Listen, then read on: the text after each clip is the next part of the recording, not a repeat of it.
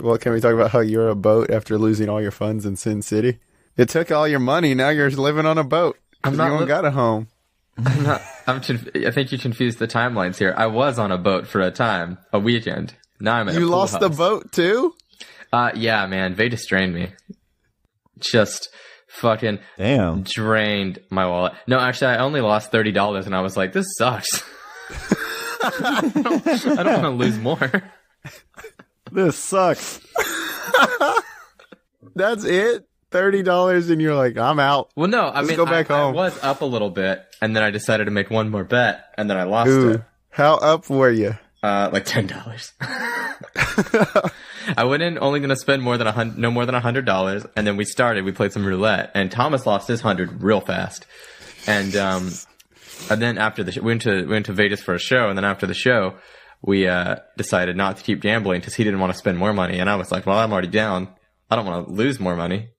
I don't have the gambling spirit, you know? I'm too frugal with my funds. That's why I won't go to Vegas. So he just walked out with negative 100 and you walked out negative 30. Yeah. Any positives from your trip? We saw Blink 182. Really? Yeah, we saw him in Vegas. All the small things. I don't know what is Tom DeLonge doing now? Doing NASA shit, I think.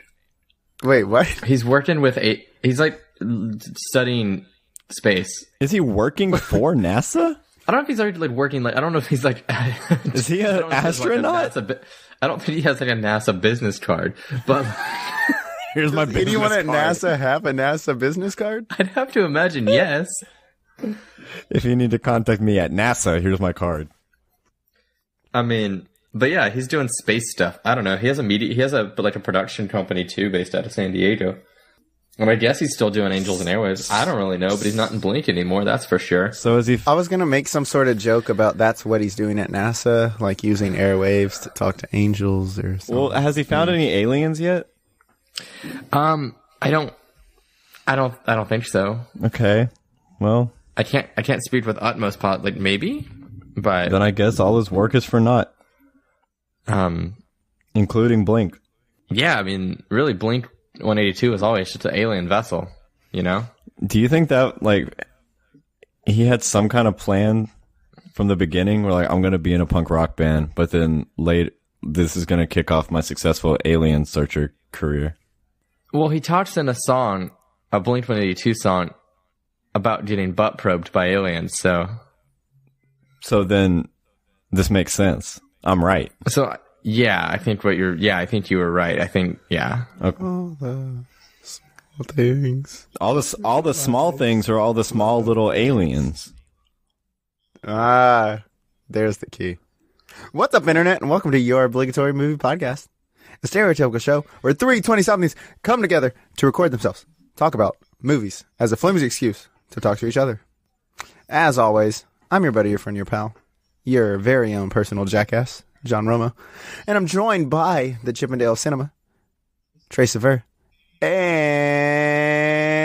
he's back, ladies and gentlemen, as we all are back, Taylor Dvorsky. He's back as we all are.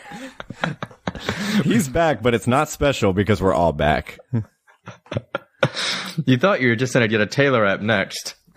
It would have been special last week, but we all couldn't make it last week. We all got busy. I mean, me and Taylor hung out on Skype for an hour and just shot the shit. Like we had some plans to record this podcast across multiple days last week. And I will say, interestingly enough, we tried 3 separate occasions last week. We were all at fault one of the days. Yeah, I'm glad it worked out that way, actually. Yeah. Yeah, what was it? The first day, I didn't have my microphone. The second day, Trace had to work late. And the third day, Jay just fucking passed out at like 6 p.m. Yeah, Jay was asleep. And that's when I was sick. That's when me and Taylor got on, and we were just sitting here seeing if Jay would wake up. But eventually, we knew he was not going to wake up, but we couldn't stop our game of Battleship that we had started. You know, I would have loved if you guys would have went ahead and just recorded a full ep. So here's the thing. We toyed around with that idea. We thought about it. That would have been funny. And then, like, keep texting me, and if I wake up, then I just come in mid-ep. Yeah, You know, damn it, Trace, we should have done it. We were should. talking about what if we just joined him for the podcast? We should. And then we were just like, oh no, that'd be like, that'd be mean because like at least we knew that like I wasn't going to be on next week. But like, this was unplanned. Yeah, and like you watched the movie and everything, and I felt bad about it. Yeah. I approve that next time that happens, because I'm sure when we've done this 10 years in a row that it will have at least happen one more time. It'll happen at least once in the next 6 months. I'm going to give it 4 weeks. It's so cool. We have approval next time to go through with the full app. By the way, was that a good cold open? I thought it was great. I don't know. Ask the audience, guys. Did y'all like it? Leave it.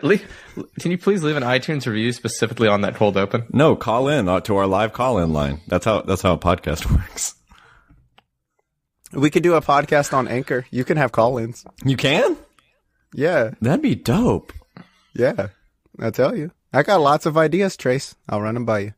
Anyway, folks, if you don't know how this show works, I don't know how you've made it 6 minutes in. Congratulations. But each week we take laser pinpoint focus in the second half of our show to deep dissect into one film in particular. This week it is going to be Jackass 2. The kicker is that film has to be tangentially related to the previous week's film, and so on and so forth. So Jackass 2 was related to what, guys? Into the Wild, right? Which was related to Zathura? Yes. No, Into the Wild. It was related to Into the Wild. Yes. I know we've spent a time away from this show, but... That's correct. There's a lot you can forget in a week, especially when you spend it in Sin City and on a boat and sick and at pizza joints. Taylor was not on a boat. I was on a boat a few weeks ago. Aren't you on a boat right now? No, I'm not on a boat. I'm living in a pool house. Why That's do you not a still boat. think he's on a boat? That's not at sea. I literally heard pool and it translated to sea and boat. No, a pool house is just like a rich person's backyard home. Oh, okay, my bad. But we have to figure out what we're going to watch next week, boys. So, Trace, I think it's your turn to pick. That's right. What are your options for us? So, inexplicably, John Waters and Tony Hawk are both in Jackass number 2, which is why it's one of the best movies of all time. And so, Tony Hawk is also an actor in Vin Diesel's Triple X, which is one of your options. Also starring Asia Argento, Samuel L. Jackson, and Danny Trejo. So keep that in mind, I guess. And then John Waters has made a bunch of weird shit. But I think I singled out Hairspray as being the option for you guys. And so, when we attempted to record this last week, because we did attempt, we didn't mention that we did like get all together and try to record, but the mic was fucked up on Taylor's No, well, end. we got to this point before Taylor realized he could hear everything. Yeah. So we got to about this point, and I think we had ultimately decided on Triple X. However, I think over the past week, I have switched my tiebreaker choice to Hairspray. I don't remember who picked what, though. I picked Triple X. I picked Hairspray. Well, if we had kept going last week, it would have been Triple X, but now it's Hairspray. So that's what It seems almost like Taylor planned that. All along. That's what this week's worth of delays were. So he could convince you that Hairspray was the appropriate choice. Wow. It's my elaborate ruse to get good old John on the podcast, yes. Oh, we should invite him. He seems like the kind of guy that would show up. Is he alive still? Yes. Yeah. He is. He just kind of looks old. He does look old, doesn't he? Yeah, he is old. He's not young, but he's alive. But before we can get to Hairspray next week, we have to get to Jackass 2 this week.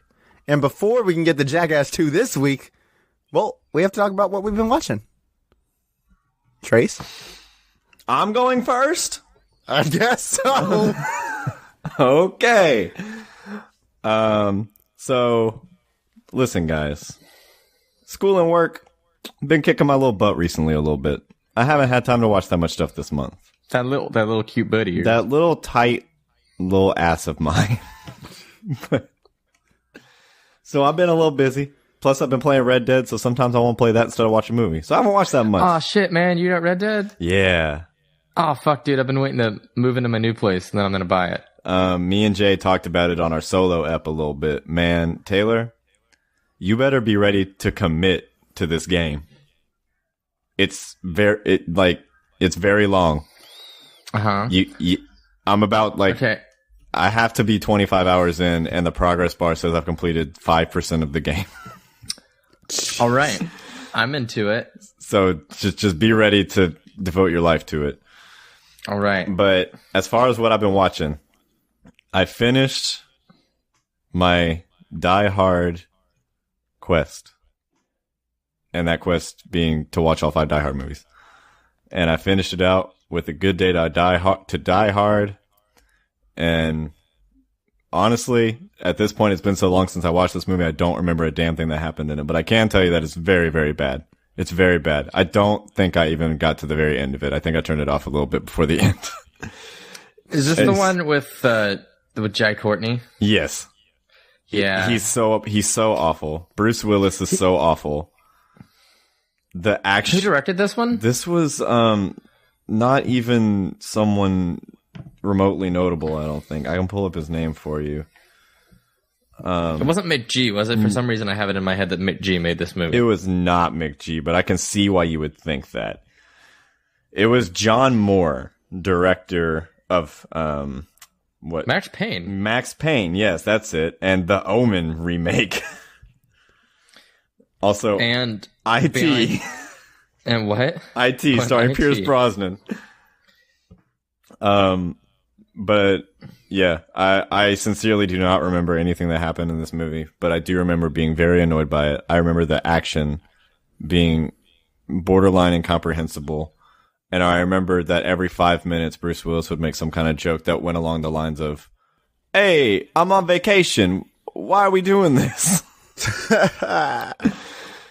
And I'm very the next Die Hard movie apparently is a prequel, right? Is that right?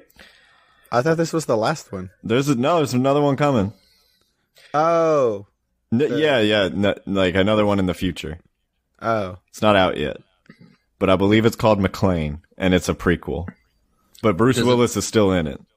No, is he playing John McClane? Yeah, so like it's set up to where like it takes place before the first Die Hard, but they got Bruce Willis in young person makeup, and he's like 16 years old, and he's just like being a rebel teenager, like fucking like skating around in gutters and shit, and like shoplifting from stores, until he realizes that he wants to be Die Hard, and that's what he does. Until he wants to legally change his name to Die Hard. Yeah. So that sounds pretty good. I can't wait. The next. Who can forget that phenomenal scene in the first Die Hard film? You know, the influential line, "My name is Die Hard, motherfucker." The one that is repeated in every subsequent movie. "My name is Die Hard, motherfucker." It got bleeped out in the PG-13 one. Live for your Die Hard. Yeah, he just named my name is Die Hard, mother gunshot. Yeah, mother.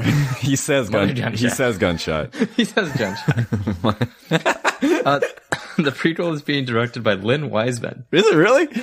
Yeah. Oh, cool. Of Underworld fame. And remember that time that we saw Comedy Bang Bang live at South by, and Paul F. Tompkins was in character as Lynn Wiseman? Yes. And just kept talking about the sex party. That's funny. Ooh, I love that man. The next thing I watched was Friday the 13th, the remake, 2009. Honestly, another movie that it's been a minute, so another movie that I really do not remember what the fuck happened in it. I like the first 25 minutes of this movie a decent amount. I do think it's structured interestingly, because it's the very beginning is like the origin of Jason, and it's like it shows his mom and everything, and it's in black and white. And then the next 20 or so minutes is like a mini Friday the 13th movie. And like it's just a random group of campers that pull up, and then they're all killed by Jason within about 25 minutes, which is interesting. And then the next like hour of the movie is another group of kids, and you get a longer Friday the 13th movie. So it is an interesting structure, I guess. And it does have a pretty cool kill in the beginning where someone is tied up like in a sleeping bag above a fire, and she suffocates, something along those lines. But other than that, this is pretty just regular ass 2000 slasher, really. Does it have one of the Panettiers, or it has someone from Disney Channel? Yeah, it has, what the fuck is her name, Taylor? I know you told me Danielle Panabaker. No, that's who I was thinking of. Yeah. And she's fantastic in the movie, I guess. I'm just glad you guys knew who I was talking about.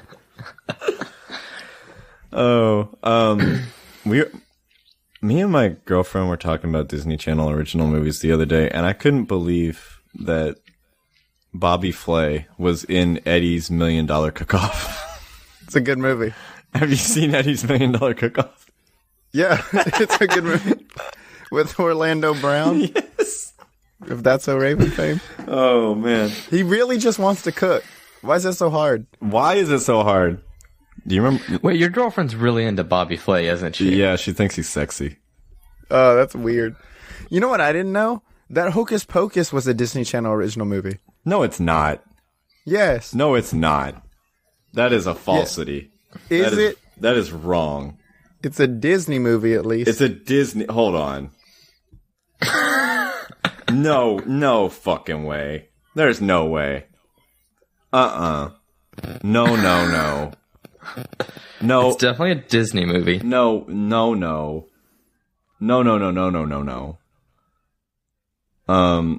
I wish Box Office Mojo would be my friend right now. No, I think it was just a Disney release that has aired. That showed up on Disney Channel original movies.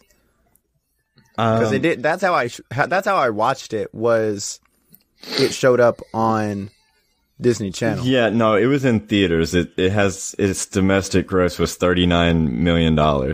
Damn, that's wild. Halloween Town needs more play, by the way, guys. That one is that's the what's the acronym for the Disney Channel movies? DCOM, DCOM. DCOM. I was about to say Domo, Dofa, Bofa. That was a DCOM. Bofa, he's nuts. Oh, he got us. Oh man, did y'all get the John Waters picture I sent y'all? I did. Damn, that's I did the Joker. That's scary. Anyway. Oh, I figure I should go next because the next two movies that you watched, Taylor also watched. Yeah, I was about to say, I think that's the only two movies that I watched that no one else watched. Honestly, I should have started it, but I'm having a difficult time talking for an extended period of time. But you fine listeners would know that because I'm going to edit every single time I cough out of here. And your voice sounds great. Yeah, thank you. You've never sounded better. Oh, wait. Silky butter. Wait. I wanted to mention, for some reason, there's two collections of Jeopardy on Netflix right now. And me and Annie had some fun watching those.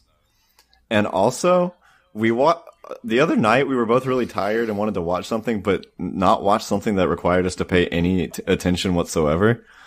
So we watched BuzzFeed Unsolved, which is like the poor man's ghost adventures, which is already a poor man's ghost hunting show.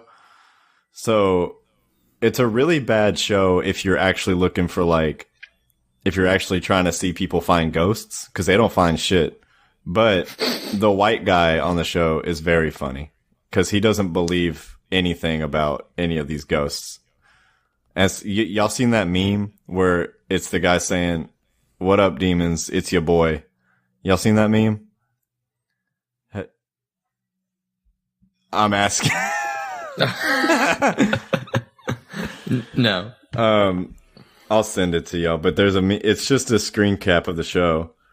And it's just funny because he just provokes the ghost so heavily because he doesn't believe a word of it. And like I said, they don't really find that much, but the white guy is very funny, and that's all I had to say about it. Well, here we go. Here we go, folks. 2 gems that I watched this week. First, which was actually last week, I watched A Kindergarten Teacher.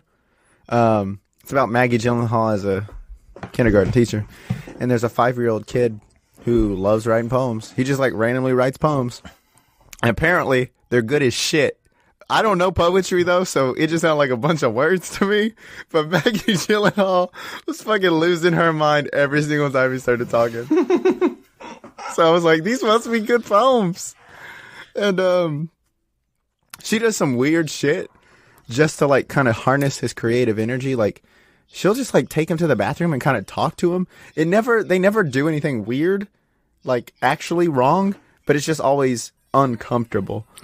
So she doesn't fuck this kid, right? No. She just like, she does kidnap him. The way Spoiler alert. you have written your notes makes it seem like she might be fucking the kid.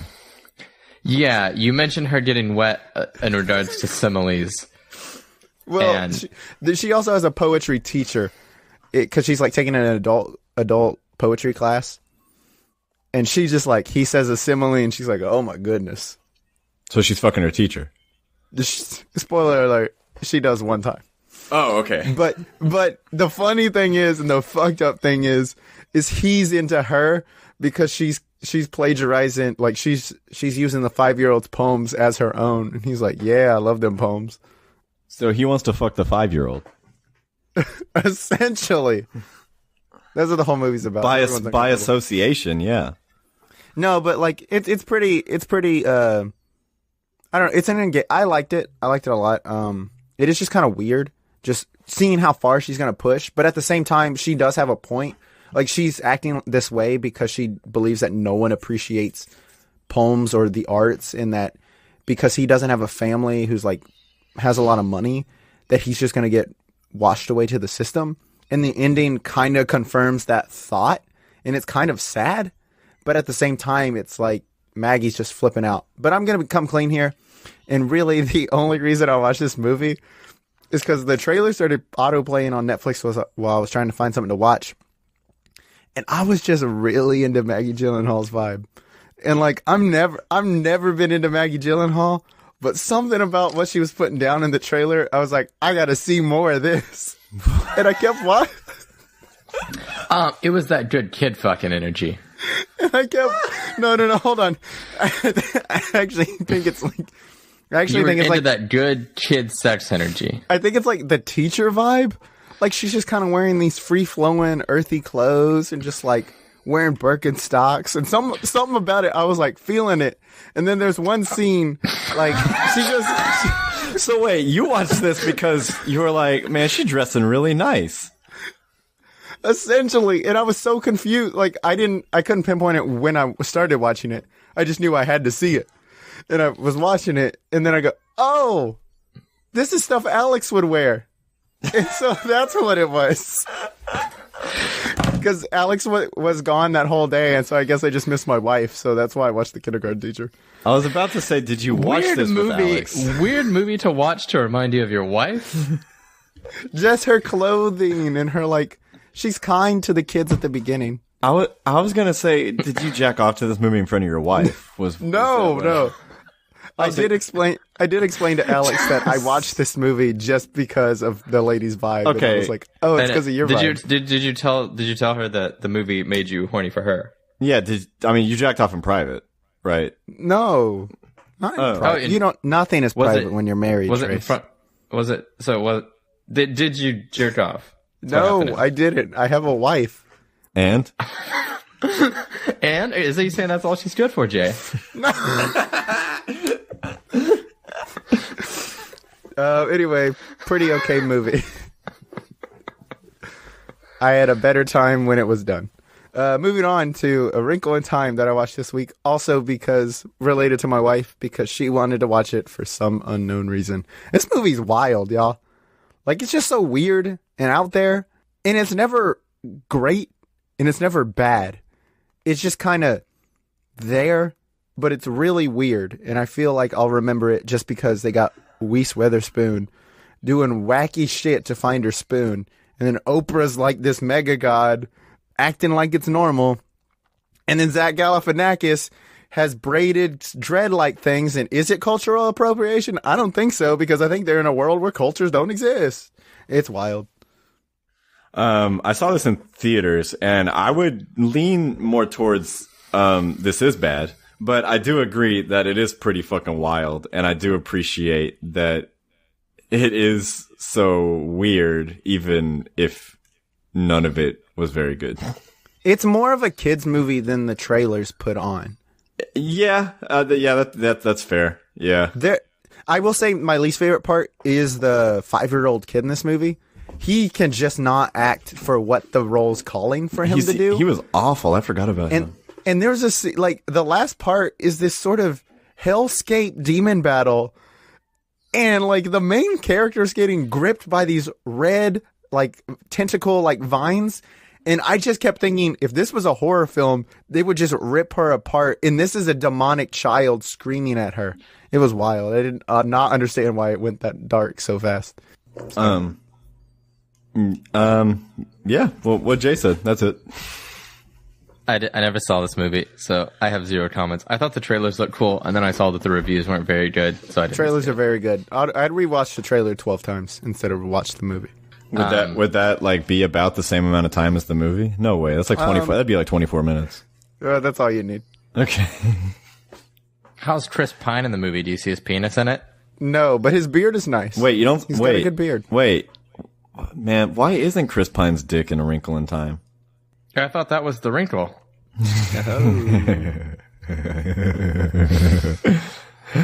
Oh, you do see his pine in another movie. To be talked about. Right now. I think right now. I mean, I guess we might as well talk about it now. Here, let me quickly run through the stuff I saw that we don't have to group discuss. I saw Slice. Holy fuck, this is probably the worst movie of the year. Oh, damn. No, it's not. Calm down. No, it's dog shit. We're moving forward. It's a terrible movie. No, we are not moving forward. Oh, why do you think it's dog shit? It's not even, it's just nothing. It is really just nothing. Like, there's just nothing 80 there. minutes of absolutely fucking nothing. It's a concept that like maybe got like, it's a concept that maybe kind of like got something of a treatment a little bit. And then somehow they were shooting it the next day. Yeah. Yeah. I really did walk away from this movie, which is absolutely no reaction, really. I just remember going, I'm glad Chance was in a movie. Had nothing to do with the movie. I'm just glad he was in a movie. Yeah, it's bad. Poor Paul Scheer. Poor Joe Keery. It's got good people involved, but it's bad. Mm-hmm. It's bad. Okay. Anyways, also this week I watched Dog Soldiers, which is director Neil Marshall's feature directorial debut. Same director who made The Descent, which is one of my favorite modern horror films. He's making the new directing the new Hellboy feature as well, along with some other titles as well. So this is a super like lean, kind of just tightly contained siege thriller of a group of soldiers versus werewolves. And it definitely kind of has all the rough around the edges kind of marks of a first feature. Also, like, it hasn't actually really, like, visual appearance wise, hasn't really held up well over time because it was shot on, I believe it was shot on 16mm film and just honestly doesn't look that good these days. Like, not that 16 doesn't, but just this particular film doesn't really look that good these days. But it's still like it's a fun movie. And the practical werewolf effects actually look really solid, despite the low budget. And, yeah, it's an interesting little siege movie that's now on Amazon Prime. It's something I've been wanting to see for a minute. And it's just a fun little movie. This werewolf in the Letterboxd banner looks terrifying. The werewolf like suits, prosthetic werewolf suits like look really good, and it has some like pretty gnarly a couple gnarly gore sequences and stuff too. So yeah, he's like a humanoid, like glossy, little sleek, big werewolf human. Yeah, they're basically like human wolf hybrids. Effectively. That looks scary. I'm gonna watch this. Yeah, it's pretty solid. Let's see. Additionally, this week I saw Bad Times at the El Royale, which Trace talked about a few weeks back. I honestly have not much else to add to the conversation around it. It's fun enough in the moment, I feel like, but the second you start to think about it, you realize how much of it was wasted opportunity. Yeah. And Trace is very right, and that the most interesting plot line and character dies early. I just don't understand why. Like, even if he dies, why did that plot line go away? Exactly. That's kind of what I noticed more and more. Is like there's just so many like plot threads that are picked up and dropped immediately in favor of stuff that really just isn't anywhere near as interesting. Do you agree that Chris Hemsworth did not need to be in this movie at all, and his character is completely out of place? Yeah, I don't think that plot line was really the fact that ended up kind of being the main. I feel like the main narrative through line was really kind of just unfortunate because it just wasn't, frankly, all that interesting. That being said, what really saves this movie and does keep it watchable in the moment, and why I still gave it a decently favorable review, is that I do think all the cast are doing good jobs. Yeah, they are. Like everyone's very watchable, especially like Jeff Bridges and Cynthia Erivo. They're all very watchable in this movie, and John Hamm is good. I liked Lewis Pullman quite a bit, actually. Not really. I liked him in a couple things that I've seen him in this year. I think that his character has again, speaking of why this movie picks up and just seems to throw things in and out at random. Like he has a random plot thread that comes in right at the end of this movie.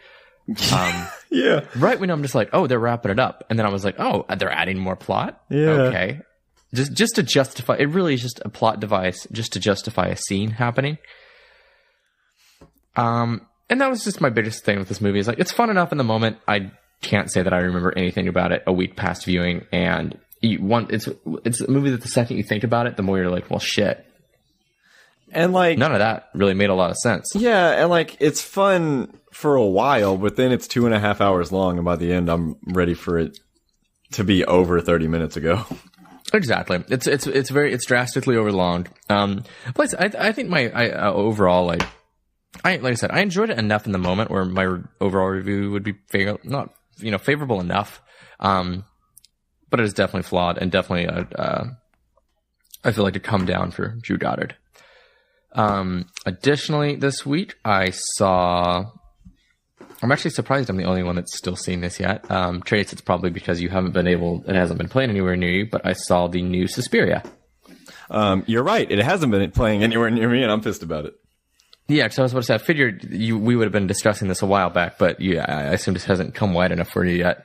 Again, this is Luca Guadagnino. I don't know how you say his last name.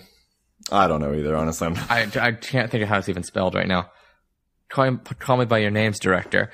It is his modern reimagining of the Dario Argento classic, Suspiria.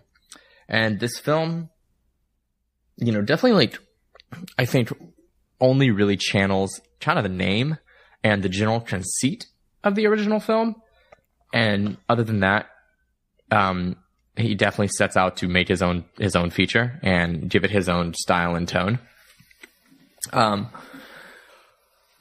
Overall, my general reactions to this were pretty meh. All in all, I was pretty just about this film. It is quite wildly overlong, I would say. It's 2.5 hours. And it's split up into it's 6 acts and an epilogue, which is what you get as the intro title card. And really, for me, the biggest thing for the first 4 acts of the movie, really when it hits Act 5, it kind of really starts kind of going off the rails in a very good way to me, where I was finally oh yeah, this is what I was kind of waiting for. But really, my biggest issue with the first 4 acts is that honestly, I was just bored. I just was not distinctly engaged. It's beautiful. It's beautifully filmed. It's stunning to look at. Looks great. Tom York's score is really, really well executed when used. I found that it was utilized less than I was anticipating it would be. And a lot of the movie favors natural ambient sound over use of score. But the climax to this movie is fucking bonkers, like absolutely insanity. And I was very much there for that. I just wish that the first I would say hour and a half of the movie wasn't such a slog to get through. What else was I going to say? Yeah, Dakota Johnson's good. All the performances are really good. I think the other thing that is kind of a constant distraction in this movie is Tilda Swinton in her dual role.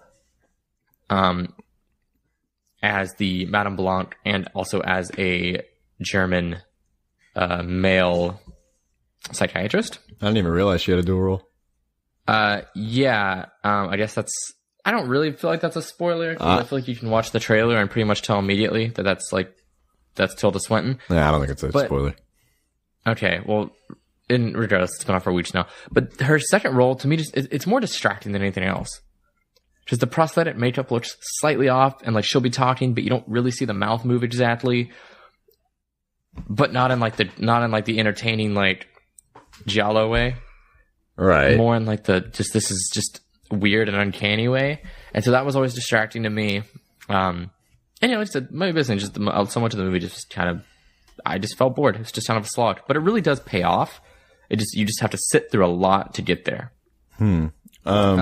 Everyone that I follow on Letterboxd that has seen this, the ratings from all the people I follow range from a 5 to like a 1.5. So I'm very interested. It's very divisive. And honestly, I feel like I fell pretty in the middle on it. Like I didn't like hate the movie, but I wasn't in love with it either. Yeah. And there is a much talked about like kind of centerpiece sequence as well that's pretty disturbing. And like when I feel like when the movie's firing on all cylinders in like those ways of like really like disturbing content, it really works. Not to say that the movie obviously needs to constantly be that. For me, it was just a slog. It was just kind of boring. Can't wait to see this slog. I think it wouldn't hurt like knowing a little more about general German history at the time too. Just I feel like the movie plays on it a lot, and I honestly was like, I'm not terribly informed. So yeah, I don't know. Maybe it'll come to a theater near your choice. Maybe not, because I don't know that it's actually been expanding super well. Yeah, I'm actually thinking it might not, and I might just have to wait for fucking VOD or something. Yeah, but that's all right, I guess. I'll go see the Crimes of Grindelwald this weekend. Hey, Fantastic Beasts is back in theaters, y'all. Yeah, that's something to be excited about. Oh yeah, I'm good. I love lore. Oh. Y'all heard about the Elder Wand? What about Y'all it? heard about that? What about it? Man, it's the best wand. It is the best wand. What's so good about it? That's Dumbledore's wand. Well, not in this one. This is the prequels. Is Dumbledore gay? I forget. So J.K. Rowling has said, yes, he is gay, and he has feelings for Grindelwald. But that's not like even in the books for the movie. So, well, it's not really in the books. Because of the way she talks about his relationship with Grindelwald, it can be sort of construed that way if she wants to say so. But it's not going to be mentioned or said, like, noted at all in this upcoming movie. It has to be at some point because it seems like it's just about their relationship. So we'll see if JK is really just trolling that community. Hope she isn't. That'd be mean. We'll see if she really bowed it. Talk all that shit. See what she got to back it up. Did y'all see that she was suing her assistant, her previous assistant? For what? For like, several $1,000s of like misused funds. Damn. I mean, JK needs that money. Yeah, it's a tough life for the billionaires of this world right now. Wow, that's some very interesting legal drama that you just brought to the table. Thanks, guys. I thought we were really going to sell the back half of the podcast on this legal dispute. You guys know anything else about the law? Let's see. Don't litter. Don't Mess with Texas, and I love that you think that's a law. Don't mess with Texas. And don't relieve yourself on walls. Those are the 3 laws. You mean like don't piss in public? Yeah. That's what I hope he meant, because I wasn't sure. What do you think I meant? You know. Like, wait, guys. Y'all thought I meant like napping out in public? Y'all are fucking disgusting. So, Overlord. One time when my girlfriend was walking home from work in West Hollywood, she saw a homeless man jerking off in public. Great. Wow, that's awesome. I'm sure she was not scarred at all. That was weird, guys. That's crazy. You can just walk around and see people jacking off. Oh my god. Oh man. Would you guys say something really funny? It means I can't stop talking. Okay. So Taylor, what do you think of Overlord? It's fun. It's like pretty solid. Right. It's like, yeah, it's pretty decently fun. Right. First hour's a little tedious.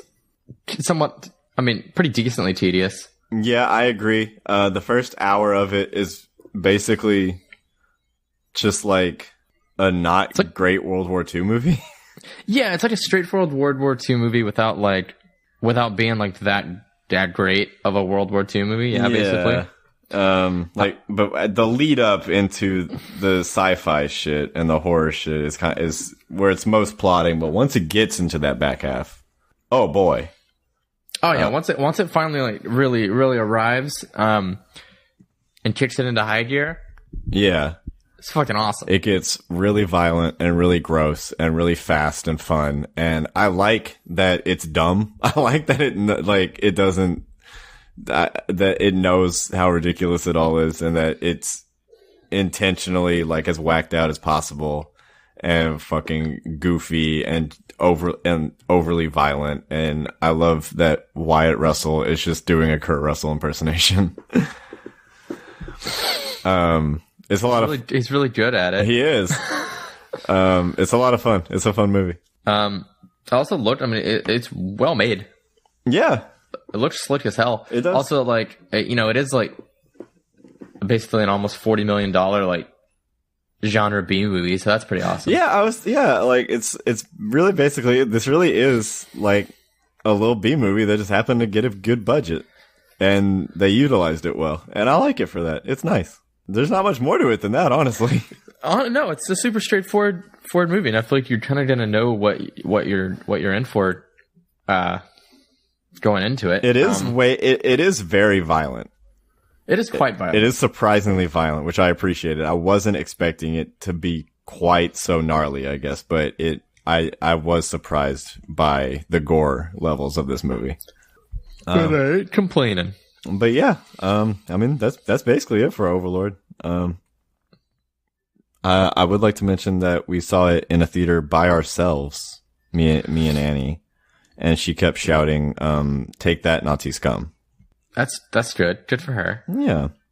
That sucks though. Theater by yourself. Yeah. I mean, I guess it doesn't suck for y'all maybe, but like sucks for the movie. I mean, we were having fun. Everyone else was seeing Queen. Yeah, whatever. But that movie. Yeah. But I saw it last night with an actually decently full theater, surprisingly. Wait, you saw it last night? Overlord? Oh, I thought you might be Bohemian Rhapsody.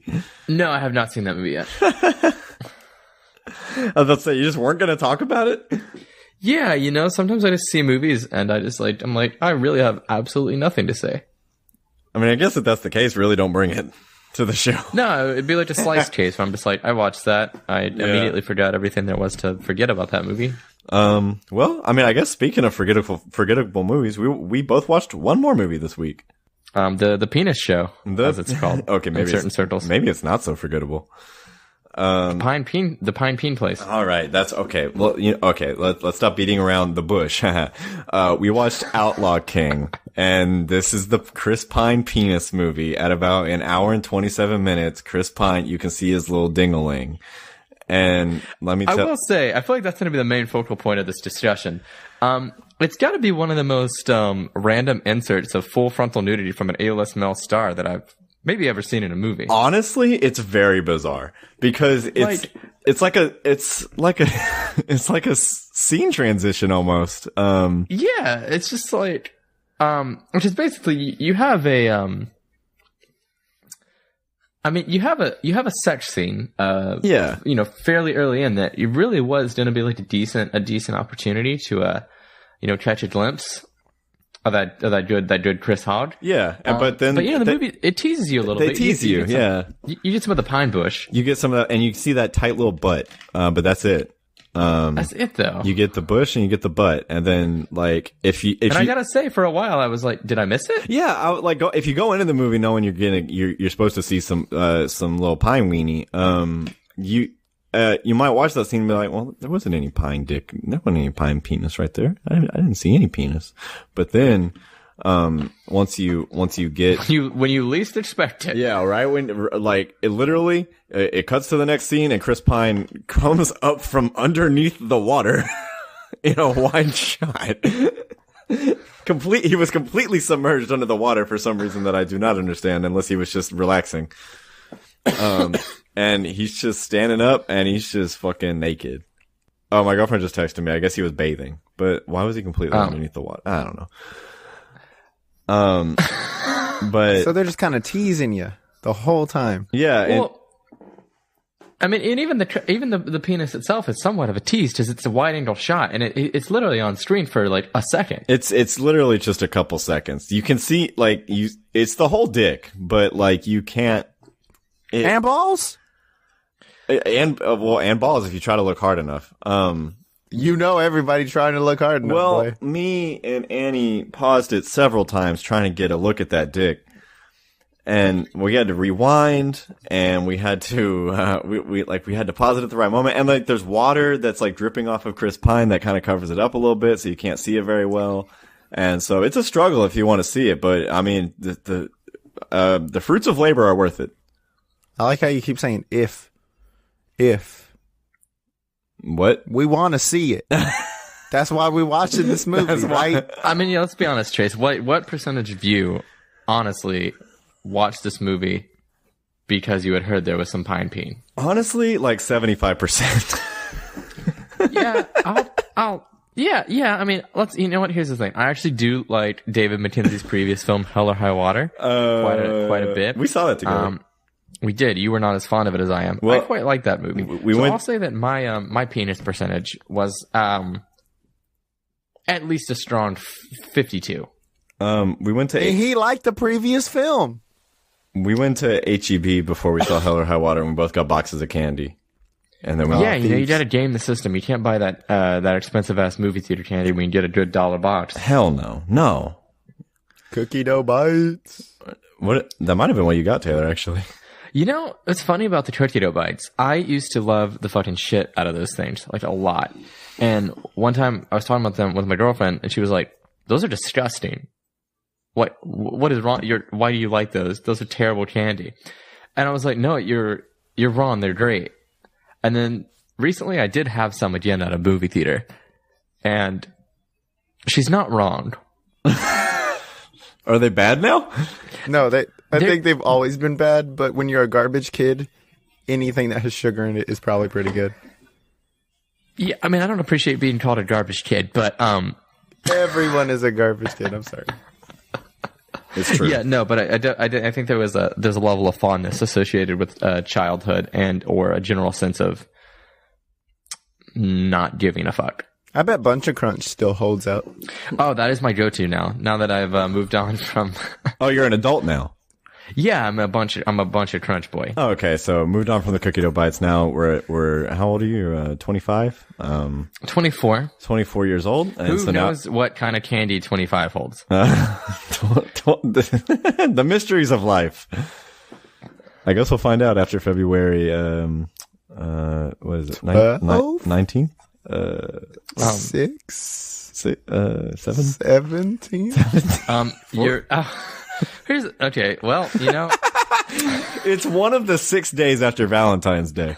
Boy, I'm just kidding. It's the 17th. I know. The day after my anniversary, so I can't fucking forget it ever. I genuinely did not remember. That's why you got married on that day, so you can't ever forget my birthday. It was in my vows. Did you not hear it? From this day forward, I will never forget Taylor's birthday ever again. I actually did hear that. You whispered it very quick and fast, and I was wondering why. Yeah, I thought Alex might get mad if she knew that was in there. Yeah, it's supposed to be all day. You can't make it all about me. And then you looked over at Taylor and winked at him, and I thought that was a nice touch. And no one noticed. Very quick, very subtle. It was quick. It was very subtle. It was just like a little, "Hey, gotcha, boy." I was wondering, do you think if Netflix did put, hey, this movie has Chris Pine's penis in it, Chris's pine cone, if you will, do you think the streams would go up? Because, like, that seems like a good marketing push. I think absolutely, but I don't know how Netflix's streams work, because I think most people would probably Google first, where is Chris Pine's dick in this movie? And then go to that part in the movie. Oh, you think it's like a time watched situation? I mean, I don't know how their streaming numbers work, but I feel like the key is like, because Netflix has those interactive movies, they just always change when his pine cone shows up. Oh, so you do. So there are different opportunities. Wait, is it the same scene re-edited into a different section of the film? No, there's actually several different times they'd shot it to see different ways it could be revealed. Oh, see, what you're trying to tell me is, or at least the fabrication I'm choosing to believe here is that Chris Pine actually had shot this entire movie nude.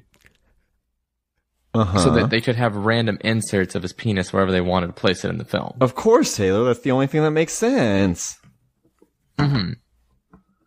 The armor he wears is actually CG'd on. He's nude the whole time. They just no. I'm just not that he shot the whole, but he at least did one full take of the film. At least one take of every scene, fully naked. Yeah, so got to.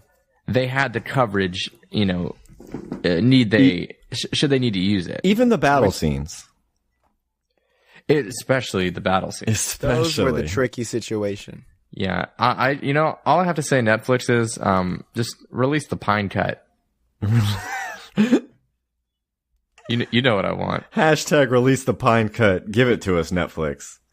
They did have to be careful with those battle scenes, though, because, I mean, there's a lot of swordplay going on, and you don't want one of those sharp metal blades. You don't want an accidental circumcision at his age. Nuh-uh, not at his age. That would be no bueno, if you know what I mean. Yeah. So that's Outlaw King. Do you think Reese Witherspoon is watching Outlaw King and just being like, damn, I missed out on this? And Tom Hardy's next to her just like, yeah, I missed out on it too. No, because that's a movie, not real life. Oh, well, I mean, they still could be doing that. I guess they could. This is a real Mick G loaded podcast, huh? What's wrong with Mick G? No, he brought up the Mick G film, This Is War. I don't know why I know both of those things. And I brought up Mick G earlier. Well, I mean, I talked about This Means War on the show before. You did? Yeah. Yeah. When? Probably one of the first episodes, actually. Probably 2 or 3. Oh. And I remember Trace going, this was a Mick G movie. What? Huh. That was a callback, Taylor. See, everything in this show is tangentially related. But particularly the second half. Jackass 2, folks. Wow, wow, wow, wow. Meow, meow, meow, meow. Here we go. When it was released in 2002, people were outraged. A new low. A plunge into depravity. A sad commentary on our degenerating culture. A disgusting, repulsive, grotesque spectacle. Unfortunately for them, we just made number 2. I know we already talked about Outlaw King last segment. Please. Yeah, you talked about it deeply. Yeah, we talked about. We went very in depth on the nuances and the movie. But I wanted to say that every time a Netflix original movie comes out, I realized I have a bias against Netflix movies because every time I watch one, I'm like, this isn't a real movie. You want to know what's something funny, though? The last month, both of you have been, like, there, weekend one, watching their new hot release, though. A hot Netflix release? Yeah. Like I what? mean, they've been from directors I like. I know. So, they're doing a good job. Yeah, I don't know. Well, yeah, I mean... What has it been? It's been Hold the Dark, Apostle. I didn't like Hold the Dark. The movie from the Raid guy. That was Apostle? That was Apostle. Oh, wait. No, wait. You're talking about The Night Comes for Us, right? Yeah. I do need to watch that. But The Raid is also on Netflix, by the way. I found out. Yeah. Hold the Dark was bad. Apostle was good, but not great. And then The Haunting of Hill House, I will say, was pretty excellent. That was an exception. And then I know we actually didn't talk about our opinions on Outlaw King. Sorry to break the bit, but I didn't really care for that either. So here we are. Outlaw King was fine. I don't know. Think about all the movies that you go to see in a theater every week that aren't. They're okay. You know what I mean? I guess that's true. Just got to get one hit. Sometimes I think like, do I think this is just fine because I'm like watching it at home? Also, wait, when did I get roped into the shit on Netflix train? What? I felt like Trace was talking shit on Netflix, and then Jay was like, well, you guys have been watching their new releases every week. And I was like, wait. I didn't. Taylor didn't say shit. Taylor has stock in Netflix. Yeah. You feel good about Netflix? What's up? You feel good about it? You think it's going places? You know, they're on they get out of this old content deficit. Deficit. And Man, really if figure I out was how to deaf, make this I'd thing buy profitable, I deaf guess, shit. or something like that. That's what people say. People in the industry? I think they're on the up and up. You know, I might buy some stock. I'm gonna buy some Movie Pass stock. It's like 2 cents. Hey, ain't nowhere to go but up. Somehow they keep going down. I really believe in A-list, though. Like, A-list is they're doing it right. Did you get that email? Yeah. And then, so that email was very eloquently worded, and it was very informative, very straightforward. I walked away knowing what I was going to get and what I was going to give in return. They were very honest about like price increases in some areas, and they were very confident about the future of the service. And then the day after we got that email, I got an email from MoviePass, and it had a picture of what? The director of marketing. Yes. It had a picture of a dog, and it said, "This is our director of marketing. You may have a rough time with MoviePass every now and again, but just remember we're working out the kinks. Thank you." And that was the entire email. Oh my goodness. And I could not believe the contrast. Well, welcome everybody. I'm John Romo, and this is our discussion of Jackass 2. You You should have said, wait, you should have said, welcome to our discussion of Jackass 2. What did I say? This is our discussion. Hey everybody, I'm John Romo, and welcome to our discussion of Jackass 2. But wait, don't sometimes they say like, "I'm Johnny Knoxville and this is Jackass"? Oh, maybe. I don't know. Jay, give it a third take. Yeah, do it one more time. Hey everybody, I'm John Romo, and this is our discussion of Jackass 2. I think that's what you said the first time. So I think it was, yeah, okay. I just keep all three. You know what? Just for posterity. Actually, say the welcome one more time. Hey everybody, I'm John Romo. Welcome to our discussion of Jackass 2. That was good. That was good. Okay. I want you to give me the "this is" discussion one though, just once more. Hey everybody, I'm John Romo, and this is our discussion of Jackass 2. Can you give me one more and you just say, hey, this is John Romo and it's Jackass time, boys? Yeah, do that. Hey everybody, this is John Romo, and it's Jackass time, boys. Boom, boom, boom, boom, boom, boom, boom, boom, boom. Okay, yeah. Okay. I think one of those in there, I said Jackass 3, but I'll edit it in post. Okay, make it very obvious and just silence out all the rest of the audio and just you going 2. Actually, you should just go ahead and use all those tapes, like in the layer them over each other. I'll let the audience choose which one's their fave. Yeah. Call in. Let us know. But we're going to do things a little bit differently here.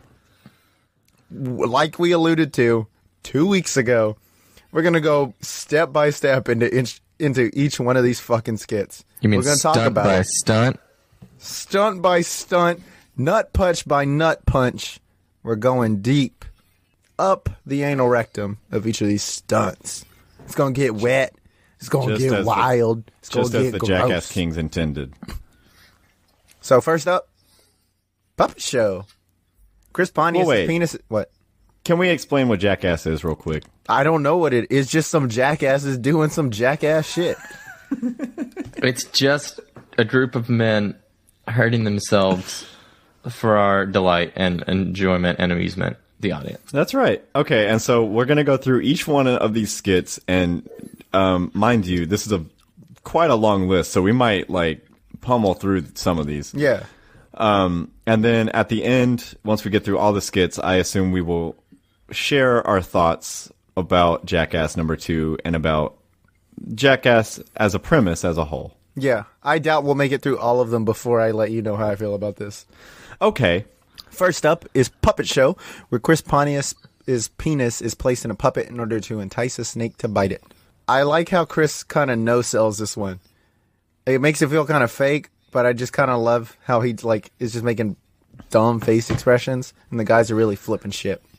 I think how calm he is being is hilarious. But until the snake actually gets to him, and then it doesn't even seem like fear or much of pain. It's more of just astonishment. I mean, I feel like he's a guy who's used to putting his penis in weird situations. Sounds about right. And it's always funny to see a sock puppet on a dick. Yeah, that's the gag. That's really, that's really it. Did y'all feel bad for the snake after they pulled it out of the hole and it was just kind of limping out of the hole? I felt bad for the snake. Was there any animal abuse in this movie? I don't know. I felt bad for the animals a lot in this movie. I guess the bulls were fucking chilling. They're just running. Next stunt is the Valentine. Members of the team are lured to a wall over to read a Valentine note on a hotel wall supposedly left by a fan, which hides a spring-loaded boxing glove. This is a dumb, silly gag, and I think it's one of the best of the bunch. I like how just stupid it is, and how low stakes it is. Everyone that gets punched doesn't even seem to get hurt that bad. It doesn't seem like it hurts that much. It's almost just gotcha. And that's what makes it they're laughing at the fact that they got. Yeah.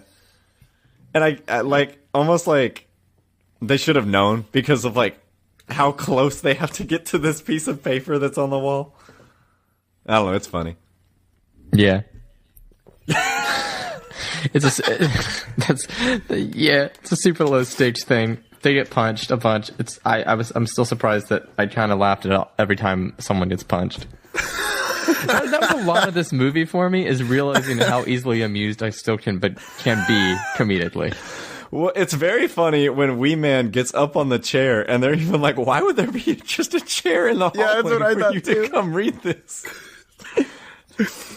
Next up is Firehouse Rodeo, where Dave England rides a spraying fire hose in a mud pit. I think it's a cool little stunt, but does anyone else feel like Dave is just being tortured during this movie? He has this facial expression that he seems fucking miserable. I kind of feel like that's how he always seems, though. Then why does he continue to do it? I mean, the money's probably not bad. That's true. I don't. How much money do you think he makes? Because, like, in the opening scenes, he's one of the last two mentioned. I mean, let's just see what Dave England's net worth is. I guess. If I gotta. Sidebar for Dave England's net worth. What other stunts has he put through in this movie? He's in a terrorist stunt. Okay, yes, yeah. Okay, yeah. I think he gets shot. He's in the He's in the fart mask stunt. No, that's Steve-O. Never mind. Did you pull up that net worth? Yeah, he has a net worth of $2.5 million. Oh, he's doing all right then. Yeah, he's on good. to bicentennial BMXing. Johnny Knoxville and Ryan Dunn attempt to use penny farthing bicycles to perform modern bike stunts. I literally cringed when Johnny's face hit the pavement. Yeah, it seemed like it fucking hurt. Fucking terrible.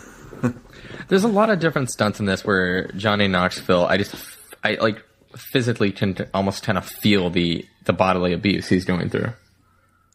And when this movie was made, he was like in his mid-30s. So like, I mean, he's already kind of getting old. And then like he still just put out like Action Point or whatever. Yeah, which Lucas told me we should watch. We should watch Action Point. Yeah, he said a lot of the Jackass guys are in it. Okay. I am interested in it just because I want to know how much he puts himself through now being like closer to 50. I will say that I think Steve-O was the one who got the reputation of doing dumb shit the most, but Johnny Knoxville is the one pushing everyone throughout this movie to do stuff. And he's always laughing about it. And it's even when it's, oh my gosh, this bull's about to murder me, he's still kind of laughing. Yeah. It's very upsetting. Anyway, the next one is The Strong Man, in which Bam Margera tries to put a dildo up his butt using a barbell. This was actually one of my favorites. It was short, goofy, and like they switched the dildo for the weight, but it really amounts to just getting punched in the butt. It's really not that risky.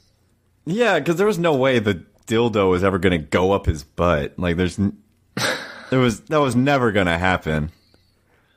But they seem satisfied with the result, so it is pretty fun. I mean, it's a real satisfying sight gag of just here's Bam's butt, here's a dildo racing towards it in slow motion. I love the slow-mo part. That was funny. Did you hear just a slap? The next one doesn't really have a name, but it's Spike Jonze dresses as an old lady pranking strangers in public. And this is kind of interspersed throughout the movie. I cannot believe this man is the one who directed her. The fact that it's Spike Jonze is almost why it's so funny to me. Yeah. If it was anyone else, it might not be so funny, but the fact that it's Spike Jonze doing it just makes it 100 times more entertaining. Yeah, like I've always loved the fact that he was involved in this franchise. Yeah. Next up is the mini loop. Danger Aaron McGinney. He's the other one below Dave England. Attempts to use a mini bike on a miniature loop-de-loop. I actually felt a sense of triumph when they finally got partway through it. I was like, yeah, you did it. Yeah, when they actually finally kind of succeeded doing it. Yeah. Yeah. And it didn't seem like the stakes were that high for this one. Like, I mean, you might fall while going upside down on the loop and kind of fall on the bike. But this one really just seemed more like they were trying to accomplish something. Yeah. This is going to be my reaction on a lot of these that I don't have much to say on what you guys have already said. I like that. I'm going to let Taylor go before me for the next few. On this stuff though, this one is one of those that kind of reminds me. I like the ones where it's kind of them hanging out, doing silly things. Yeah, but it doesn't get bigger than that. Like it doesn't feel like it should be part of a movie. It's just the stuff that is pre-YouTube. When it's just like a bunch of guys being dudes. Yeah. One of the ones I'm not a fan of is the next one, The Brand, where Johnny Knoxville and Ryan Dunn give Bam Margera a brand in the shape of a penis on his ass, and later Margera shows the results of the brand to his parents. When they show the wound to his parents, I was actually just disgusted and not a fan at all. See, I really think this stunt is really kind of emblematic of just the exact kind of when this movie came out, the fucking humor of the age demo this was targeting. Like, So you. yeah, for me, like, yeah, exactly, me. I mean, I still laughed at it now, don't get me wrong. Like, there's still a penis on his butt. What a dumb thing to permanently put on your body. So yeah, he still has that. I thought about that. I was like, damn, he's still got that. Just on his butt. That's crazy. Although, do y'all think the infected wound was real? I kind of feel like that was probably played up. I don't know. Played up You for the movie burn cameras. off the skin like that with an iron, maybe. I read on the IMDb trivia that it was actually infected. He had to go to the hospital. Okay. Real fun gag there, you know? Real fun gag. Next up is Lake Jump, in which Johnny Knoxville, Chris Pontius attempt to ride a rocket-powered bicycle over a lake, and I think there's a bunch of other people. Matt Hoffman shows up just to show the fuck off. Somebody also does it in a modified wheelchair. Silly and cool, I guess. I don't know. I'm pretty sure that Mark Zupan is the guy from Murderball, the documentary about like the like, I guess what kind of sport would you say that is? Like the whole like Wheelchair basketball? Yeah, of sorts, I guess. Oh, No, but I feel like it's Cool. more intense than that. wheelchair jousting? I don't think it was that. I don't think it was Wheelchair paintballing? Murderball. Where are you at? Is that the guy? I guess it wasn't. I guess it that wasn't is the man. It's full contact rugby, but all played with quadriplegics and wheelchairs. Oh. Wow. That seems intense. Do they fall out of the wheelchairs? Yeah, they do. Interesting. Couldn't do that. Next up is the fish hook, in which Steve-O pierces his cheek with a fish hook and dives in shark-infested waters. My comment is, oofa. This is dumb. Oofa. What does oofa mean? During this scene, Chris Pontius says exactly how I kind of feel about some of these scenes in this movie. He just goes, I thought this is supposed to be a comedy. And I thought the exact same thing during like 70% of this movie. I don't know. I think the fact that Steve-O would scenes like this where he takes it so far, it circles back to being funny for me. Just because it's so fucking ridiculous Yeah, how it's just much like so like wild. they're willing to do for it. Yeah, it's just like one of those, like, this is kind of one of those where Steve-O, that kind of stunt where Steve-O kind of gets that reputation of, like, just willing to do the most insane shit for the sake of the bit. Yeah. Like, I've never seen someone more committed to the bit than Steve-O. Insane people. Also, if he kicks a shark in the face. He does. He did. Poor shark. Next up is the electric stool, in which Bam Margera, Steve-O, and Chris Pontius have Wee Man sit on an electrified stool while Jim Carroll attempts to throw cards into Wee Man's butt crack. This was also one of my favorites because at its heart, it's really just a good prank. A good ass prank. That's a good one. Your notes do say, see what I did there? See what I did there? I do really like these stunts where it's just them trying to get one in on their buds. And then this one's especially satisfying because Wee Man continues to think the whole time that there are cards being, flown into his ass. Like when he goes, oh, it's a machine. Yeah, it's a machine, and everyone fucking starts cracking up. Yeah, no, when one of the most satisfying moments in the movie for me is when he just has the realization, like, you fuckers. That's just one of the most satisfying moments. This is also one of my favorite stunts of the movie. It's so naturalistic. Yeah, this one feels just very real, and it's just like you said, it's just a good prank. It's funny. Wikipedia had a dramatic reenactment listed where Bam Margera recreates the result of a stunt gone wrong with the drawing. I do not remember what he drew, so I guess that's my grade on that one. I don't remember this either, actually. I don't either. He drew something with a pool, I think, but I can't remember. And maybe I'm getting confused because the next one is the bungee jump, in which Wee Man and Preston Lacey are linked together for a bungee jump off a bridge. This was a good one. It felt safe and it felt silly, which is what made me very comfortable with it. Yeah, and similar to the dildo stunt, this is another one of those where slow-mo is used really effectively. where you just get to witness the fucking Preston's weight just yank this wee man just directly into the water at such an aggressive speed. Yeah. Although I didn't know, like, for some reason I thought something in my mind thought that, like, one of them was gonna end up, like, almost drowning. And I got scared, but I was very happy to see that both of them floated to the surface. Yeah, I kind of had this fear or this idea in my head that, like, for some reason, I was just going to witness Wee Man get just totally crushed in air by Preston. Honestly, like, Wee Man himself is just, like, such a good sight gag, honestly. He's so funny, but, like, they play on it. Yeah, like, they know it's funny. Like, he gets paired with Preston Lacey a lot. Like, they kind of play on the sight gags of these things. No, they know it's hilarious. They do it in a nice way, though. It's never like, like it's a detriment to them. Yeah. They just use it as, like Taylor said, the sight of it. The visual sort of difference is funny in itself. It's just funny that this man is so small and this man is so large and that they are standing right next to each other. It's funny. Next up is Bad Grandpa, in which Johnny Knoxville plays a grandpa visiting a food truck with his grandson, intentionally provoking customers to fight him over his offensive comments and irresponsible behavior. Again, I really like when they're goofing on the community, like one of those hidden camera shows. I think that's pretty funny. Although, when the kids start smoking, I was very confused at how old the kid was. Let's try to find out. Like, do they... Yeah, I tried to find out. I tried to Google this. I couldn't figure it out. I didn't think about that, but yeah. Because when they gave him the alcohol, I was like, well, that's obviously not alcohol. But he does take a puff of the cigarette, and he doesn't look that old. No, he looks like a kid.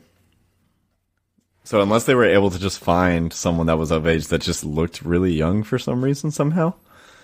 I don't know what this kid's name is. Exactly. Do you guys think that this stunt or skit was funny enough to warrant a full-length feature movie? I mean, have you seen the full-length feature movie? I have, but I don't remember it that well. Yeah, neither do I. Okay. There we go. Next up is the Beehive limo, in which Ryan Dunn, Steve-O, Wee Man, and Dave England get inside a limo. Then Johnny Knoxville and Bam Margera dump bees inside of it. What the fuck is wrong with them?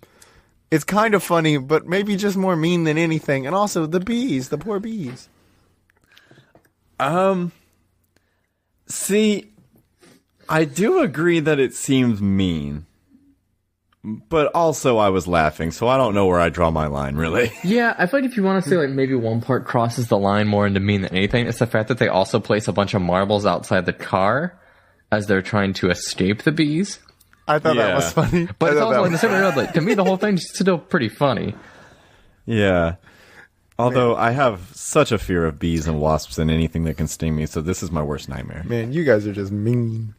You guys are just mean. Next up is the rake jump, in which Steve-O jumps on the end of a rake, hitting himself in the face with the handle. Sure. This is such, like, a whatever. It's so dumb, but it fucking works. It's so stupid, but it's one of those dumb insert stunts that it's done to make you laugh. I love the ones like this that are literally like 10 seconds long. And they filmed it real quick and they said, sure, we can put this in the movie somewhere. I do love that they do that they kind of keep the pace going. I think there are a couple others in here that aren't listed where, like, Preston chases after Wee Man in India, and then a Wee Man and a bunch of similarly sized people chase after Preston. And the crowd is just like, what the fuck? And then there's also one where Wee Man goes into, like, someone's meeting butt-ass naked, jumps on their table, and just walks across and waves like nothing's up. That's also pretty funny. After the rake jump is the riot control test, in which Johnny Knoxville convinces Bam Margera and Ryan Dunn to join him to get shot with riot control rubber balls. And my thought is, what the fuck is wrong with Johnny Knoxville? Like, Ryan Dunn seems legitimately scared. How am I supposed to be laughing at this? Like, he's terrified. This is one of the ones where the fear of Ryan actually did get to me a little bit, and I was like, okay, I don't know that they should be doing this one. And especially the way that they show you the test of how the balls are fired off beforehand. Yeah. That's when they're just like, nah, fuck this. No, I'm good. Yeah, the fact that they want to piece out of this one so hard makes this one a little hard to enjoy. And the aftermath of it isn't very enjoyable either. Yeah, you see some pretty intense bruises on them after this one ends, right? Yeah. And like, I think some balls are like kind of stuck to them or something. I don't know. This is one of the more like actual dangerous stunts. Yeah. And Johnny he's not wearing a mask. He just puts his hand in front of his face. Like, what is his issue? Just anything for the bit, man. Gosh, do it for the vine. This was the original Do It for the Vine. Medicine ball dodgeball, in which Bam Margera and the team play dodgeball in the dark with medicine balls. This one just looked like fun. This one seemed like something that in high school I would go, this is funny. Let's do this. Yeah. It's not. It doesn't seem that dangerous, and it just seems goofy and fun. Yep. The magic trick. John Waters and Wee Man perform a sketch in which Wee Man disappears. I mean, kind of like the bungee jump one. Sort of just plays on the similar kind of idea. Size difference. I can't believe they got John Waters just for this. I mean, he's in the other Jackass movies, is he not?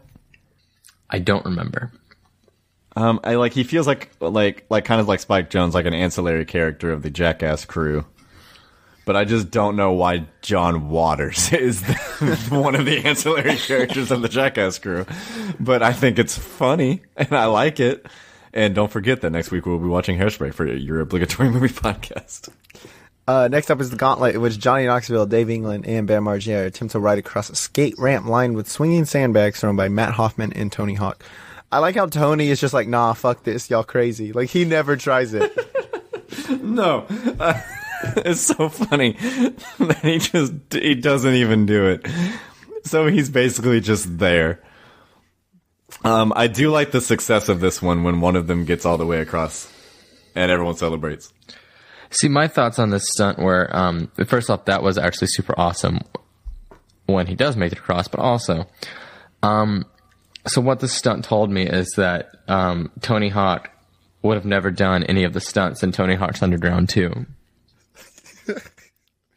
I still own that game on GameCube, and I like to pull it out sometimes. And I always forget that it's like connected to Jackass. Yeah, because like, Bam's in it, isn't he? Yeah, Bam is in it, and and it's kind of like about like it's like a skateboarding tour, and there's like stunts in it and stuff. It's a weird game, but it's a lot of fun.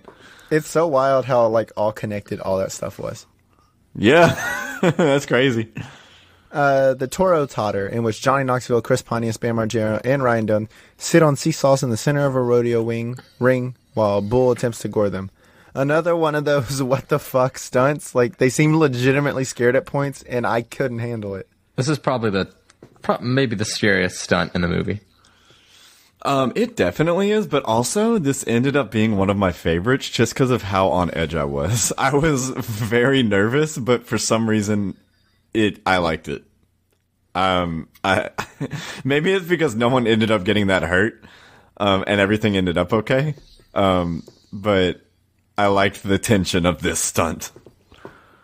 Something about the way Johnny, like, at the end when Johnny almost gets fucking pinned down, how he laughs almost immediately after getting away, and he's always kind of smiling. He's just kind of off-putting. Yeah, this is definitely one of those where you realize like his almost like weirdly twisted enjoyment of this. Yeah, there's something wrong with that dude. Next up is the butt chug, in which Steve-O attempts to chug beer using a tube up his butt. John Cena did it better. Taylor? I mean, this is one of the stunts that I actually genuinely remembered from this movie, from after having seen it in youth, was the butt chug beer stunt. This one's pretty funny to me. Because you just get to watch a man inhale, suck beer, like a straw, like through a straw up his butt, and then release it. It's gross and it's like juvenile, but it's funny. I agree that it is inherently funny. The rocket cart, in which Ryan Dunn rides a rocket-powered shopping cart off a ramp into the water. It's just a continuation of the same stunt from earlier. Sure. Running out of material, guys, huh? There are a couple parts where it's like, really? Like, that's it? This was what you came up with? Or it seems like they didn't get the effect they wanted out of the stunt. It wasn't as crazy as they thought it was going to be. Taylor, you have to say something or I can't move on. Oh, he did it. There was a ramp. It launched. And guys, remember Ryan Dunn is dead. Oh, God. Yeah. The Anaconda Ball Pit, in which Johnny Knoxville, Wee Man, it's not Wee Man, it's Bam, right?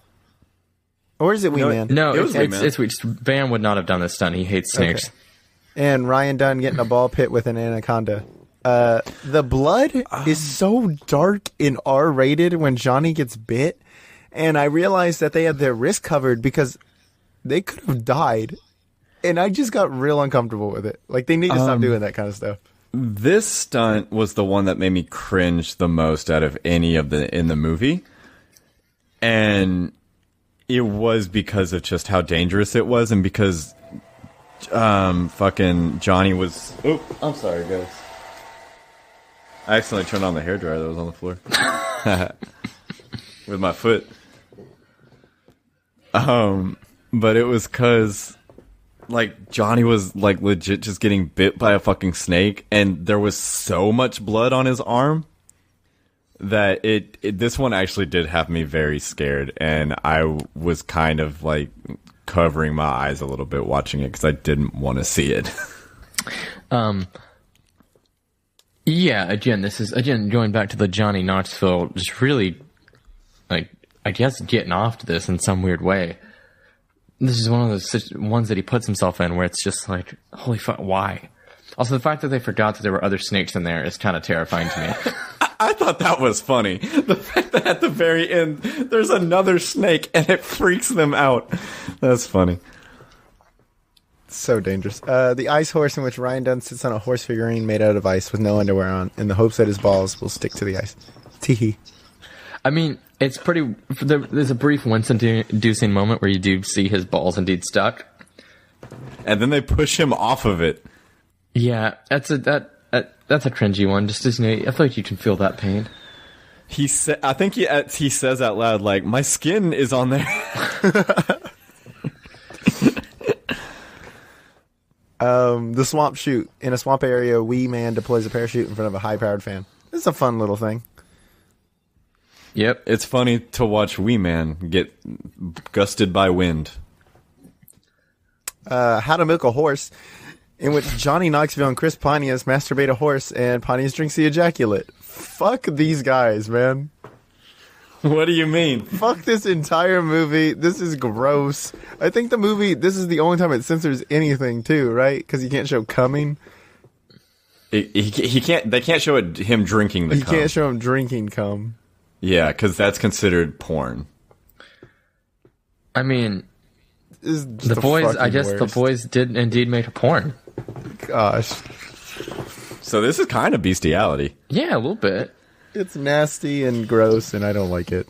This one is kind of disgusting, but I appreciate the artistry.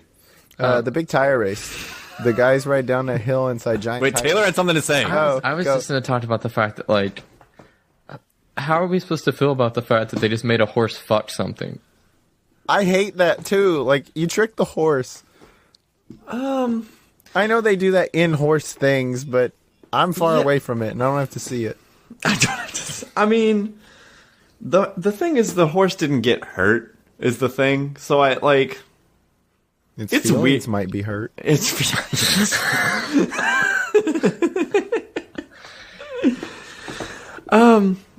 So I don't.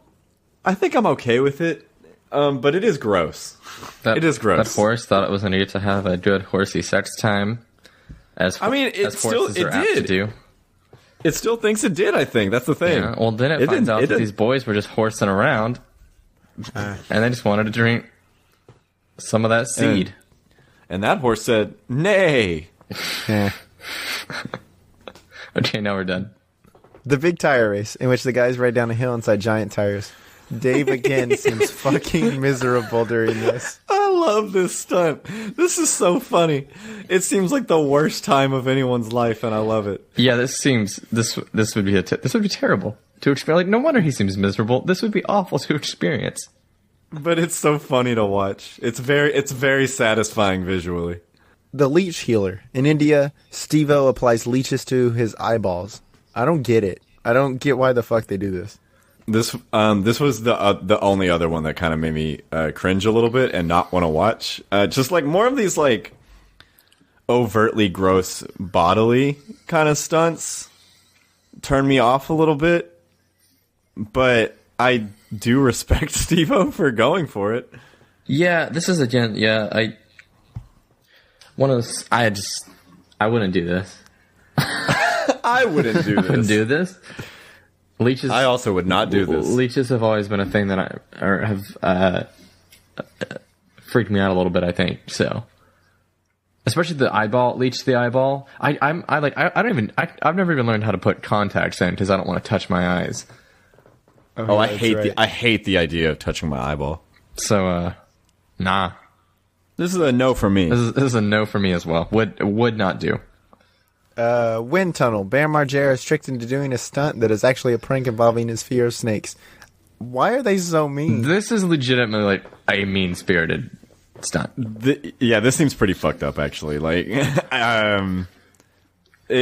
this gets to the point where it's not funny. They're friends. Yeah, you watch this man cry out of fear. Yeah, and like it's funny after he gets away from the snake and he's relieved and he seems like he's joking around with them. But when he's stuck in the truck with the snake and it's pretty impressive how he gets out of the fucking door, by the way. But it seems a little too mean to be very funny. The fart mask, in which Steve-O puts a helmet connected to a tube that Preston Lacey farts into and eventually drops a turd into. This was funny. I like this. This one's gross. This one's so fucking gross when Steve-O vomits into the this one's gross. This one grosses me out. It's disgusting, but it gets the job done. Speaking of vomit, doesn't it seem like Bam can just kind of make himself vomit? Wait, Bam can make himself vomit? Yeah, because several times in like other scenes, I noticed that Bam just kind of runs up and vomits. Big green ball. Dave England attempts to ride a big green ball. Okay. This is one of those like, damn, Dave England gets trying to some of the shittier stunts. Yes. Old man balls. Johnny Knoxville, as the bad grandpa, dangles a fake pair of testicles down the leg of his shorts and approaches pedestrians. Classic. This is funny. This is a good, this is a good gag. This is believe it or not, this got turned into a feature. This was in movie theaters. The switcheroo. Bam Margera pranks his mother, April, by having his father, Phil, slip out of bed in the middle of the night and sends Preston Lacey dress as Phil in as a replacement. This is a good one. This can almost be assaulter territory and almost in bad taste, but it's not. It's very funny. This is a good one. It's funny. I laughed. Does tiptoe. I also feel like they. I feel like they trying to do this. This kind of stunt. I feel like in almost every film. They're very mean to his parents, or especially his mom. Big red rocket, in which Johnny Knoxville prepares to ride a giant rocket. The rocket almost kills him on the first try. Yes, and then does. He goes, "Sure, let's do it again." Again, this man. Maybe. Do you think he can't finish? About the threat of death? It's got to be a kink, right? I wouldn't doubt it. I'm like, there's something in his head. Like, he enjoys the threat of death. Second to lastly. I mean, this is like this is the centerpiece stunt. This is the big stunt of the movie. Yeah. Yes. Terror Taxi, in which Aaron is lured into a prank where he thinks he is pranking a random cab driver by posing as a terrorist. But the rest of the gang is pranking him by having Jay from Super Troopers play a driver who retaliates against the terrorists. The gang also convinces Aaron to wear a fake beard made out of the group's pubic hair. This is really funny. This is a really good one. at the end, once it's all said and settled and done, and they go, "Hey, your beard, that's our pubes, fucker." That's just like the cherry on top. Mwah. Good joke. This one is like the most intricate out of all of them, and it works so beautifully somehow. The reactions are priceless. The pube beard is priceless. Everything about this is very funny. Yeah, this one's very funny. It definitely skirts this line of offensive at times. Yeah, I was gonna say that this one is also almost in bad taste, but I think it kind of saves itself by being a joke on the guy that's dressed up as the terrorist. Yeah. Instead of them trying to scare someone by the guy that's dressed up as a terrorist. I think it saves itself by being the prank is on him. I would agree with that. And yeah, it's just like so many of these stunts are such quick just throw-ins and kind of asides that, like, you know, this is really that bit like intricate, has the payoff, and really is just the stunt that the movie invests in. Yeah. And really actually like builds a narrative into the stunt. But yeah, this one it's all at the expense of Aaron too, which I guess kind of is a little mean-spirited. But it's fun. It's so funny. It's so funny. It's so funny. And the pubes is just like an excellent added touch. Yeah, it's such a small thing too. Like, it really is just like, it's not like about them giving him a beard full of pubes, but also, holy shit, they gave him a beard full of their pubes. He's had it on his face for hours now. And he pukes because of it.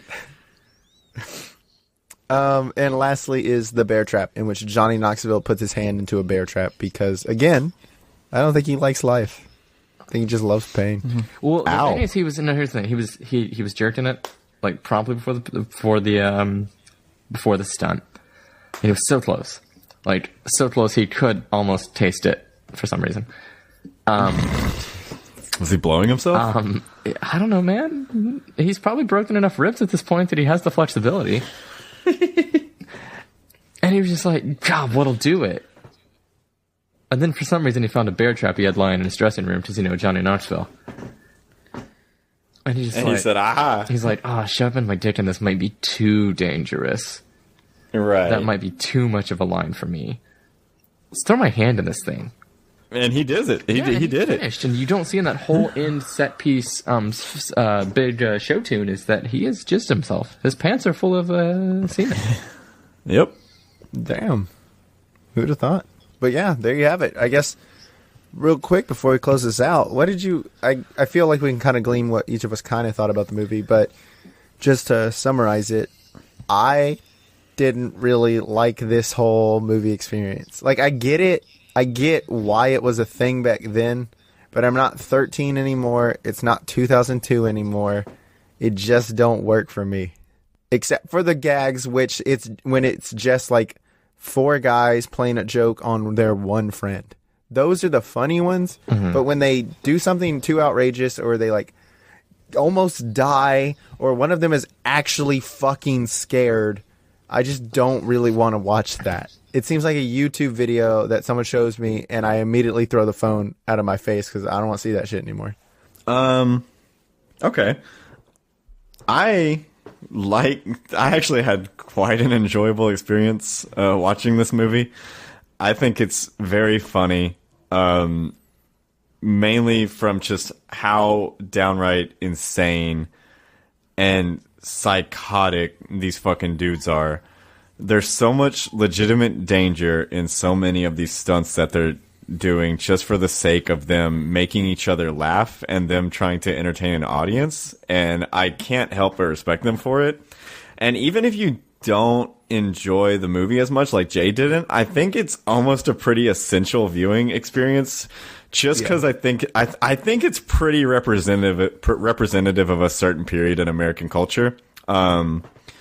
And kind of like almost like this, how widely available digital now was to people, and how it amplified this really amplified masculinity of these dudes just pushing each other to the edge just to get a laugh out of each other. Like, I think it's a pretty landmark movie in a kind of way. The series is as a whole, almost. I would say the first two are, at least. And also, y'all like balls? and Yeah. dudes abusing their balls. I feel like I'm kind of in the middle of the two of you. Whereas I was still honestly surprised at the level that I was enjoying myself watching this movie. Because I feel like it was going to be, I was going to watch this and be like, oh yeah, this was funny when I was 13. I get it, and I get why this was funny to me then. But there was still a lot of stunts here. I was just fucking cracking up. And I think it's just again the fact that these guys are just generally going for this, and there's a level to just like there's something so inherently kind of just watchable about this. It's so dumb and stupid, but it works and it works in that way. And I think that there's elements of this that are a little bit dated. Obviously, is from maybe like a cultural subtext, and like the way that there's definitely that level of like hyper masculinity here that's like feels dated by today's standards. It's very mid 2000s. Yeah, it's very of its time. But I think that's almost what makes it work. Like, it's so ingrained in that kind of culture of the time period. Yeah, but I mean that's kind of my thoughts there. It's just like it's still fun. It's like I still had fun with this. There's something to me that's just inherently watchable about these films, this series. I agree. I just like watching these dudes trying to do whatever they can to make people laugh and to make people entertained. You got to just keep doing what you're doing. As always, right. folks, you can follow me on Letterboxd and Twitter at your buddy John. Trace Taylor. I am Trace Silver on Letterboxd and Twitter and Instagram or what have you. And I am at Taylor Dvorsky on Twitter and Letterboxd, and I believe I am at Taylor Devo on Instagram. And Ooh, try to get the Instagram plug. Okay. Hey, follow the show on Twitter at Obligatory Pod, and also on Instagram now, because we will have an Instagram by the time this episode is up. It'll also be Obligatory Pod. Will it? Did you check that name is open? Nope. So it may or may not be at Obligatory Pod on Instagram. We'll see. But I'm sure you'll may find have an email too at some point. Who knows? Business inquiries. Business inquiries. And be sure to like, rate, subscribe, hit the bell as well. Write a review on iTunes. Let us know that you like it, or let a friend know that you like it. That's the only way this show will grow. Jackass is dead. Long live Jackass. RIP.